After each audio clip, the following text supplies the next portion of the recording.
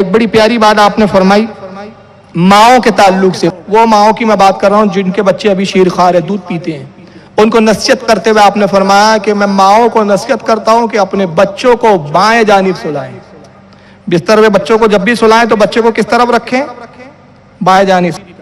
اب اس وقت اس بات کو کوئی سمجھ نہیں پایا. اب ایک جملے میں امام جعفر نے کہہ دیا اس وقت کہ میں ماؤں کو نصیحت کرتا ہوں کہ اپنے شیر خوار دودھ پیتے بچوں کو بائیں جانب سلائیں.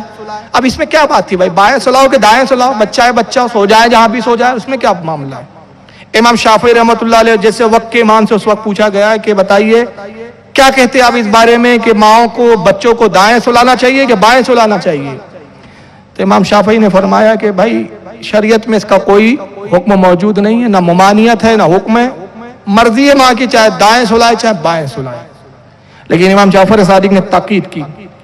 19ویں صدی تک اس کو کوئی سمجھ نہیں پایا کہ اس میں راز کیا چھپے ہوئے ہیں. 19ویں صدی میں امریکہ میں ایک یونیورسٹی قائم ہوئی میڈیکل ریسرچ کے اوپر، اور اس یونیورسٹی کا نام ہے کارنیل یونیورسٹی. تو شروع میں جب ریسرچ ہوئی امام جعفر کے ایک قول بھی ان کی نگاہوں کے سامنے آیا کہ امام جعفر صادق فرماتے ہیں کہ ماؤں کو چاہیے کہ اپنے شیر خوار دودھ پیتے بچے کو بائیں جانب سلائے.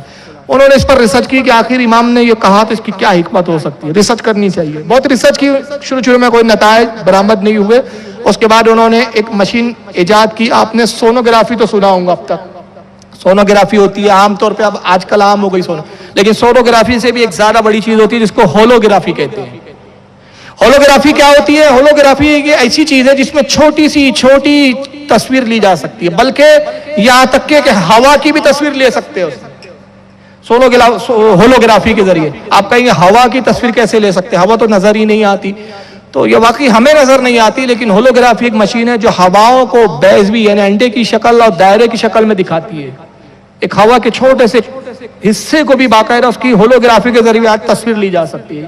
یہ آج ریسرچ ہو چکی ہے، یہ مشینیں آج موجود ہے. جب ہولوگرافی کے ذریعے ریسرچ ہوئی تو ریسرچ کے بعد یہ سامنے آیا کہ بچہ جب ماں کے پیٹ میں ہوتا ہے تو عورت کا دل دھڑکتا ہے، اور انسان کے دل کی دھڑکن کیسی ہوتی ہے پتہ ہے؟ 1 منٹ میں 72 مرتبہ دھڑکتا ہے یہ دل. کتنے مرتبہ؟ 72. 1 منٹ کے اندر 72 دھک دھک دھک 72 مرتبہ یہ اس کی رفتار ہوتی ہے.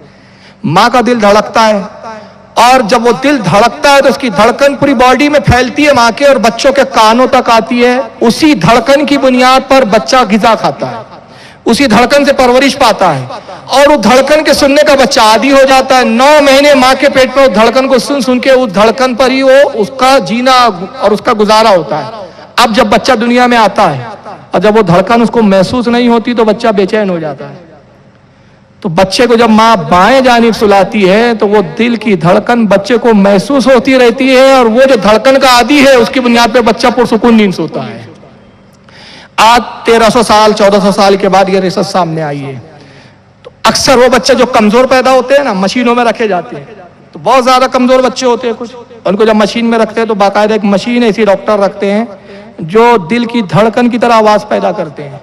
اور پھر اس پر ریسرچ کی انہوں نے، امریکہ کے ان ڈاکٹروں نے، کہ وہ مشینوں کو باقاعدہ 1 منٹ میں 72 بار اس آواز پیدا کرے اس پہ سیٹ کیا گیا. تو بچہ پرسکون سو رہا ہے. اور جب اس کی آوازوں کو 110 اور 120 تک کیا تو بچے رونے لگ گئے. تو ان کے سمجھ میں آیا کہ 1 منٹ میں 72 باری دھڑکن کی آواز آئے تبھی بچہ اس کا عادی ہے، تبھی سکون سے سوتا ہے. یہ دھڑکن کم ہو جائے یا بڑھ جائے تو بچہ بے چین ہو جاتا ہے. اب یہ چیزیں مشین کے ذریعے آج پتہ چل رہی ہے.